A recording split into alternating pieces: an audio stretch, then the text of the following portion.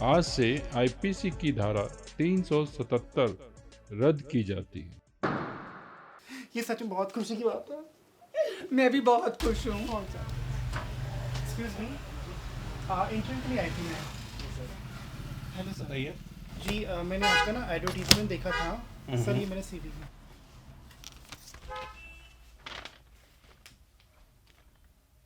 ये तो आपने फीमेल लिखा हुआ है। मैं फीमेल ट्रांसजेंडर हूँ सर। मैंने फीमेल के लिए, गर्ल्स के लिए दिया था, सेल्स गर्ल के लिए। सेल किन्नर के लिए ऐड नहीं दिया है। लेकिन सर मैं करना चाहती हूँ सर। नहीं नहीं, मुझे अपना काम धंधा थोड़ी बंद कराना है।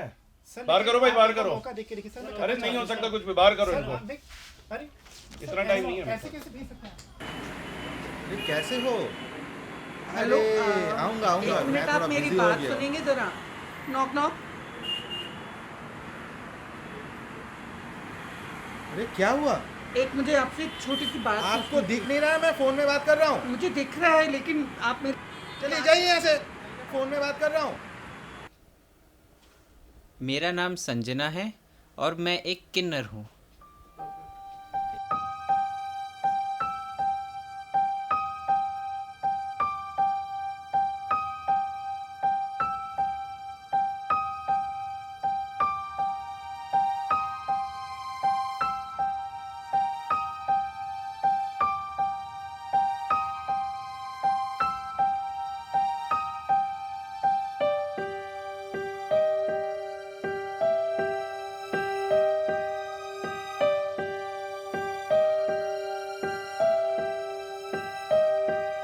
ओए छक्के, ओए हलवे, इधर आ।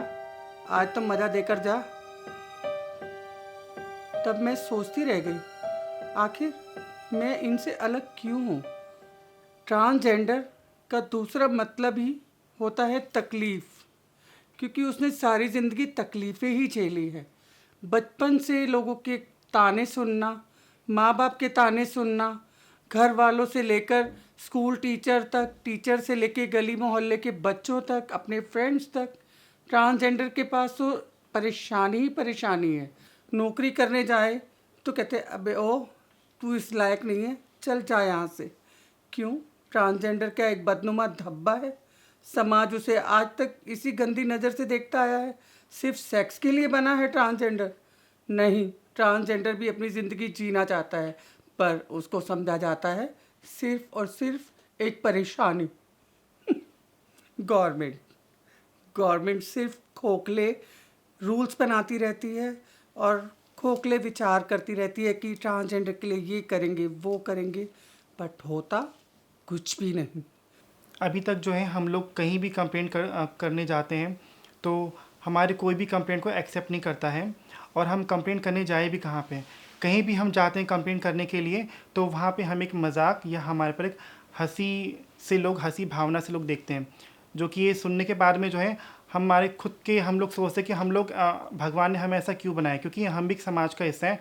लेकिन आज भी हमारी भी कहीं भी कोई सुनवाई नहीं होती है।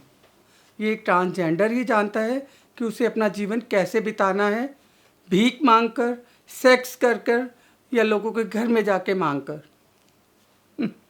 कौन से बेनिफिट, कौन सी पॉलिसीज? हम जहाँ थे वहीं हैं। आज तक हमारे लिए कुछ नहीं हुआ। छी, ट्रांसजेंडर तो एक टैबू है ना, उसके लिए कुछ नहीं होता। इसमें जो है जो भी ये बिल पास किया गया, हालांकि बहुत शुरुआत की लड़ाई थी जो कि हमारे जैसे ही बहनों ने और लोगों ने लड़ा, और ये बहुत लंबे टाइम की लड़ाई थी जो कि 2014 में जो है इसका रिज़ल्ट पास हुआ कि अब जो है समलैंगिकता एक अपराध नहीं है, और अब जो है हम लोग शादी कर सकते हैं, अपना परिवार बसा सकते हैं, इसको अपराध नहीं किया जाएगा। अगर एक लड़का और एक लड़के से शादी करना चाहे तो शादी करके अपना जैसे नॉर्मल लोग ज़िंदगी जीते हैं वो भी जी सकते हैं। हमारे देश में जितने भी ट्रांसजेंडर हैं, लार्ज नंबर ऑफ ट्रांसजेंडर्स बहुत गरीब हैं और इलिटरेट हैं। यही मेन रीज़न है कि कोई भी इनके लिए पॉलिसीज़ या नहीं तो बिल्स पास किए जा रहे हैं, वो बिल्कुल भी इफ़ेक्टिव नहीं हो पा रहे हैं। हमें एक स्ट्रॉन्ग सप्लाई चेन बनाने की ज़रूरत है सो दैट इन लोगों को हम एम्पावर कर सकें। मेनली जब ट्रांसजेंडर पूरी तरह से परिपक्व हो जाते हैं, जब अपने यूथ के एज में आते हैं, उनके लिए हम लोग बहुत सारे प्लान्स किए हैं, बट पॉलिसीज़ बनाए गए हैं। स्कूल लेवल से यदि शुरू किया जाए, बट स्कूल में सेंसिटाइजेशन, पेरेंट्स को सेंसिटाइजेशन, इनको स्ट्रॉन्ग हैंड होल्डिंग दी जाए वोकेशनल ट्रेनिंग्स के साथ में, उनके जो चॉइस का जो ये है वोकेशनल ट्रेनिंग दिया जाए, तो आई थिंक वो सक्सेसफुल हो सकते हैं। और जो एम्प्लॉइज़ हैं एज ट्रांसजेंडर, उनके लिए एक स्पेस क्रिएट किया जाए, एम्प्लॉयर्स को सेंसिटाइज किया जाए। तो इसके लिए हमें awareness both the side main streams and transgender दोनों को हमें सेंसिटाइज करने की ज़रूरत है। अपॉर्चुनिटीज़ के लिए हाँ, हम पास लेके आने की ज़रूरत है, मुझे लगता है।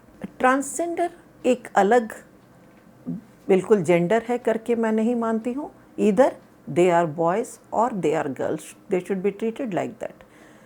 हम लोगों ने जो आरोहण संस्था के अंदर में हमने उनके लिए एक स्पेस क्रिएट किया है, जहाँ हर वक्त उनकी काउंसलिंग, उनके बिहेवियर, उनकी पर्सनालिटी डेवलपमेंट पर हमने बहुत ज़्यादा वर्क किया।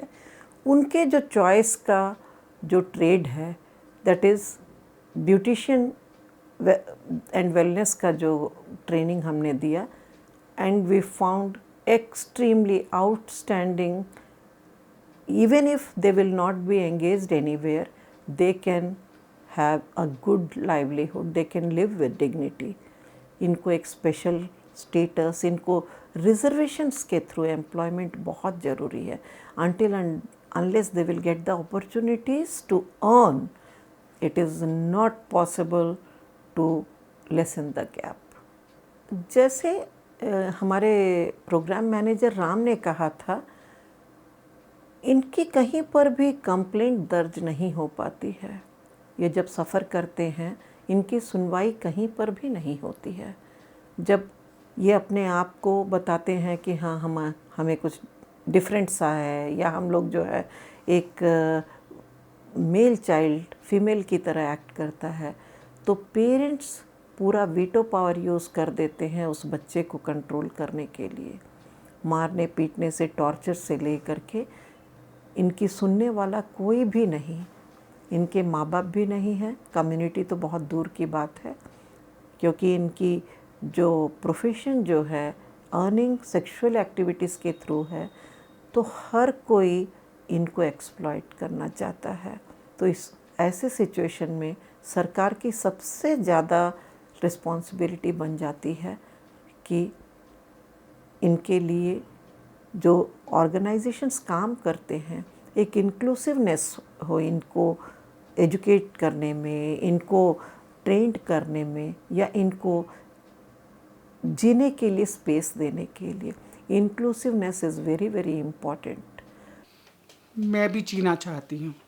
मुझे ये लगता है कि हमें भी समान, जैसे एक आदमी एक औरत को बराबर के अधिकार है, उस तरह से हमें भी वो सभी अधिकार मिलने चाहिए।